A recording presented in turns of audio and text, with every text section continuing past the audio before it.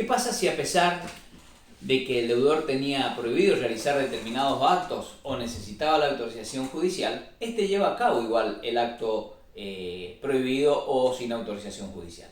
Bien, la ley nos trae un doble juego de sanciones. Por un lado, declara la ineficacia del acto respecto de los acreedores y por otro lado dispone que el juez pueda tomar medidas respecto de la administración de los bienes del deudor.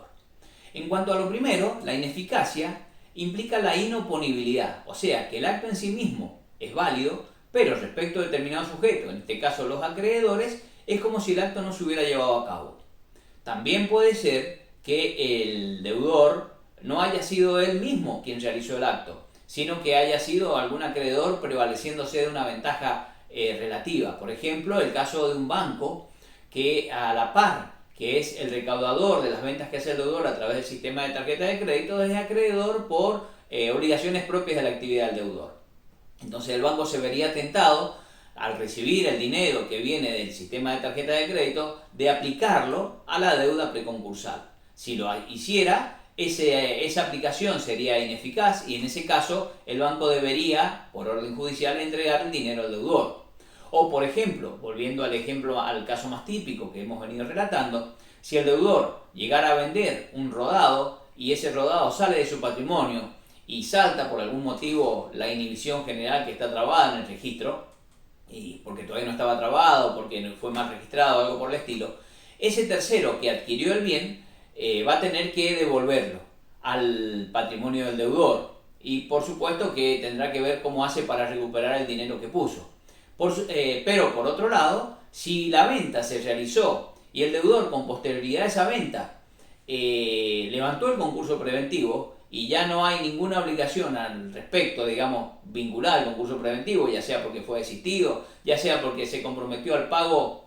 de todas sus obligaciones al 100% y en una sola cuota y así lo hizo y después dio por concluido el concurso. Y después el tercero le exige algún cumplimiento de la obligación concertada oportunamente y él se niega diciendo que estaba en concurso y que no tuvo autorización, esa negativa sería de ningún valor desde el momento en que el deudor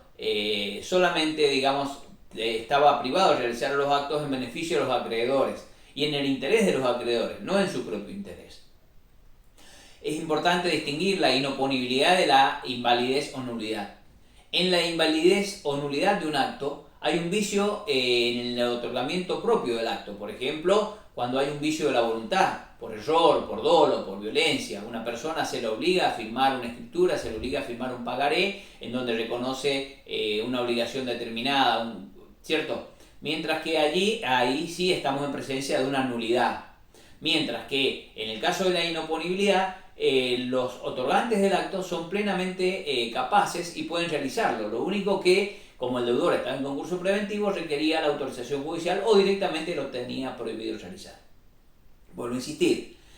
la realización de ese acto prohibido o sujeto a autorización sin autorización no implica la nulidad del mismo, sino que lo que apareja es la inoponibilidad respecto de los acreedores. Si no tenemos acreedores, ya sea porque el concurso se desistió o porque se dio por cumplido el acuerdo, el acto realizado en ese tiempo va a ser plenamente válido entre las partes, por lo cual ninguna de las dos va a poder ampararse en el estado concursal de alguno de los otorgantes para no cumplir con la parte de sus obligaciones. Por el contrario, si el deudor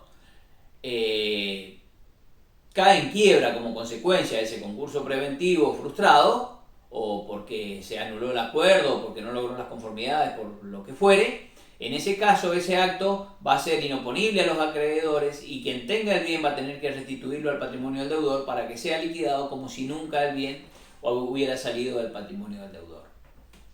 Les dije que a la par de la ineficacia del acto, también el juez podía tomar medidas respecto del patrimonio, de la gestión del patrimonio. Hay medidas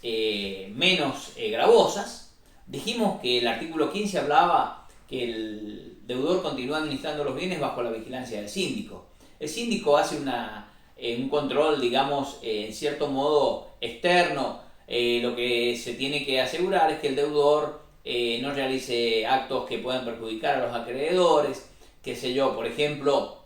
que no reponga la mercadería que está vendiendo y en consecuencia empiece a vaciar las estanterías del negocio para que el día que cae en quiebra no haya ningún bien de cambio para realizar. Pero si el deudor ya realizó algunos de estos actos y el juez o algún acreedor lo pone, el del síndico o algún acreedor lo pone en conocimiento del juez, el juez podría tomar la medida de designar un veedor y el veedor ya se va a constituir en la empresa y va a tener la posibilidad de exigir del deudor el cumplimiento, digamos, de determinadas cargas, va a poder requerir información que pondrá a disposición del síndico, del tribunal y de los acreedores, y en consecuencia de lo cual el juez inclusive podría agravar la medida sancionatoria respecto de la gestión de los bienes. Podría llegar a designar un coadministrador, en cuyo caso el coadministrador ya va a formar parte de la administración de los bienes y se va a requerir de su intervención para que el deudor realice determinados actos en la gestión de su patrimonio. Por supuesto que sin la gestión, sin la firma del coadministrador, el deudor no va a poder realizar esos actos. Y finalmente, también podrá designar un interventor, sobre todo eso se da en las empresas que están constituidas como sociedades anónimas, sociedades de responsabilidad limitada, en donde directamente se va a desplazar del administrador, de la administración a quienes ejercen la administración ordinaria para designar a un sujeto X, que puede ser el mismo síndico en algún caso, o que puede ser algún especialista en la actividad que involucra al patrimonio del deudor, y que se haga cargo entonces a partir de allí de la gestión. Por supuesto que eso no implica que los órganos de administración del concurso, del deudor concursado, tengan que seguir ejerciendo la representación en el concurso. Por ejemplo, el interventor no es quien va a hacer la propuesta de acuerdo. La propuesta de acuerdo la tiene que hacer el directorio, por ejemplo. Y si la propuesta de acuerdo implica el desprendimiento de bienes, tendrá que traer también la ratificación de la asamblea. Pero vuelvo a insistir, el interventor lo que va a hacer es el manejo del patrimonio, pero sin sustituir las facultades y las cargas procesables que tiene la administración ordinaria de la empresa respecto de lo que tenga que ver con el trámite del proceso concursal preventivo. Estas medidas que toma el juez respecto de la deudora concursada, si esta deudora es una sociedad que tiene socios con responsabilidad ilimitada, también podría tomarla respecto del patrimonio de estos sujetos. Ya dijimos que el pedido de concurso preventivo de un sujeto es el pedido condicionado de una quiebra. Y entonces, si se presenta en concurso una sociedad que tiene socios colectivos, por ejemplo, como el pedido de concurso preventivo de la sociedad colectiva implica el pedido condicionado a su propia quiebra, y como la quiebra de una sociedad colectiva importa la quiebra de sus socios, la inhibición general de bienes que se trabó ad initio, como así también la prohibición de realizar determinados actos del patrimonio de los socios, rige desde ese momento, y por consiguiente el juez también podrá tomar medidas de intervención en la gestión de los negocios de los socios con responsabilidad ilimitada, o inclusive también podrá declarar ineficaces los actos realizados por estos socios cuando después de la apertura del concurso preventivo, o es más, después de la presentación del concurso preventivo, han llevado a cabo actos que han apuntado al deterioro de su patrimonio.